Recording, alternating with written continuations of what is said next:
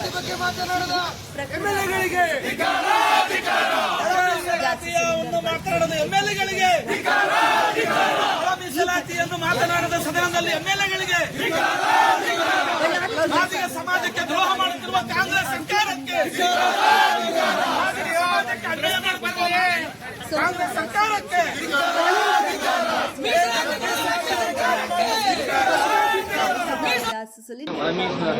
ಹೋರಾಟ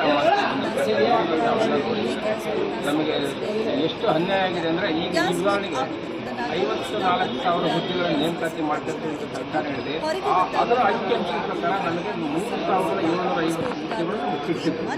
ಅದನ್ನ ಹಂಗೆ ಅಂದಾಜು ಮಾಡ್ಕೊಂಡ ಎಷ್ಟು ಹುದ್ದೆಗಳಲ್ಲಿ ನಷ್ಟ ಆಗಿದೆ ಅನ್ನೋದನ್ನ ನಾವು ಯೋಚನೆ ಮಾಡಿದಾಗ ಲಕ್ಷಾಂತರ ಹುದ್ದೆಗಳನ್ನು ಸಿಕ್ಕಿದ್ದು ಅವು ವಂಚಿತರಾಗಿದೆ. ಅವೆಲ್ಲ ಹುದ್ದೆಗಳನ್ನ ನಮ್ಮ ಅನ್ಯ ಸಮಾಜದ ನಮ್ಮ ವಿರೋಧಿಗಳು ಅದನ್ನ ಈ ರೀತಿಯ ವಂಚನೆ ಮಾಡಿ ನಮಗೆ ಅನ್ಯಾಯ ಮಾಡ್ಕೊಂಡು ಬಂದಿದ್ದಾರೆ. ಇದ್ರ ವಿಚಾರವಾಗಿ ನಮ್ಮ ಒಳ ಮೀಸಲಾತಿ ನಮಗೆ ಕೊಟ್ಬಿಡಿ ಅಂತೇಳಿ ನಾವು ಕಳೆದ 35 ವರ್ಷಗಳಿಂದ ಹೋರಾಟವನ್ನು ಮಾಡ್ಕೊಂಡು ಬಂದಿದ್ದೀವಿ. ಎಲ್ಲ ಥರದ ಹೋರಾಟಗಳನ್ನು ಮಾಡಿದ್ದೀವಿ.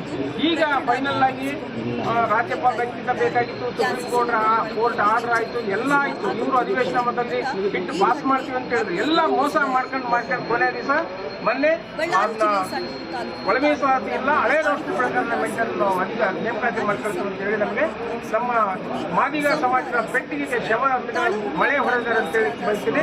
ಈ ಹಿನ್ನೆಲೆಯಲ್ಲಿ ಏನು ನಮ್ಮ ಶಾಸಕರುಗಳು ಮಂತ್ರಿಗಳು ಸರಿಯಾದ ರೀತಿಯಲ್ಲಿ ಅವರಿಗೆ ಸರ್ಕಾರಕ್ಕೆ ಕಿವಿ ಹಿಂಡಿಲ್ಲ ಅಂತಕ್ಕಂಥದ್ದು ನಮ್ಮ ವಿರೋಧವನ್ನು ಮಾಡ್ತೀವಿ. ನಾವು ಹಿಂಡಬೇಕಾಗಿತ್ತು. ಅವರು ಸರ್ಕಾರ ಒಪ್ಕೊಂಡಿಲ್ಲ. ಯಾಕಂದ್ರೆ ಇಡೀ ಸಮಾಜ, ನಮ್ಮ ಸಮಾಜ ಕಾಂಗ್ರೆಸ್ನ ಪಕ್ಷ ಅಧಿಕಾರಕ್ಕೆ ಬಂದ್ರೆ ನಮಗೇನು ಅನುಕೂಲ ಆಗುತ್ತೆ ಅನ್ನೋ ದೃಷ್ಟಿಯಿಂದ ಸಹಾಯ ಮಾಡಿ ಓಟ್ ಹಾಕೊಂಡು ಬಂದಿದ್ದಾರೆ. ಆದರೆ ಇವರು ನಂಬಿಸಿ ನಮಗೆ ಮೋಸವನ್ನು ಮಾಡಿದ್ದಾರೆ. ಈ ಹಿನ್ನೆಲೆಯಲ್ಲಿ ಈ ನೋಟಿಫಿಕೇಶನ್ ಹಿಂಪಡೆಯದಿದ್ರೆ, ಈ ನೇಮಕಾತಿಯನ್ನು ತಡೆ ಹಿಡಿದಿದ್ರೆ ನಾವು ಇದೇ ದಾವಣಗೆರೆ 6ನೇ ತಾರೀಕು ದಾವಣಗೆರೆ ಜಿಲ್ಲೆಯನ್ನ ಬೃಹತ್ ಆಗಿರ್ತಕ್ಕಂಥ ರೀತಿಯಲ್ಲಿ ಹೋರಾಟವನ್ನು ಮಾಡಿ ಬಂದ್ ಮಾಡತಕ್ಕಂಥ ತೀರ್ಮಾನವನ್ನು ಮಾಡ್ತೀವಿ. ಇದು ಸರ್ಕಾರದ ಧೋರಣೆಯನ್ನು ಖಂಡಿಸ್ತೀವಿ. ಸರ್ಕಾರ ಅವಾಗ ಎಚ್ಚೆತ್ತುಕೊಂಡು ಹೇಳಿ ಒತ್ತಾಯವನ್ನು ಮಾಡ್ತೀವಿ.